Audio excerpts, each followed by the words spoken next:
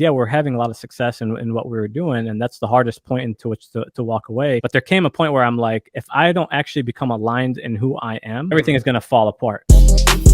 Bro, like I was watching you grow so much, obviously, and I was really evaluating myself, right? And I'm just evaluating myself, thinking, like, who am I? Like, that was the question. I'm like, who am I? I got to a point where I had just lost passion in life in general. I'm sure a lot of people have had that at some point, where it's just like nothing sounds good. Like you don't even want to do anything. We had a really tough conversation, and that tough conversation, you know, made me closer to you. I've always been very protective anyway. We're both very protective over each other.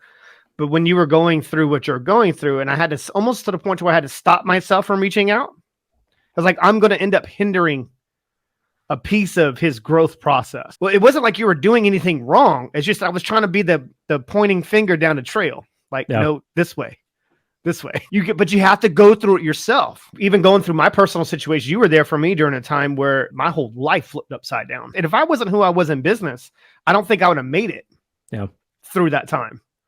You said something to me one day, and it was funny, but it was a tough conversation, and I was cursing a lot. And you were, you know, obviously you were just being there and just letting me vent.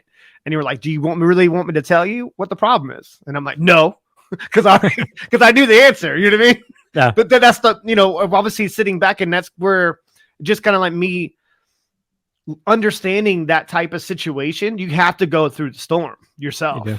Yeah, and you can't have someone tell you or project their bullshit onto a situation.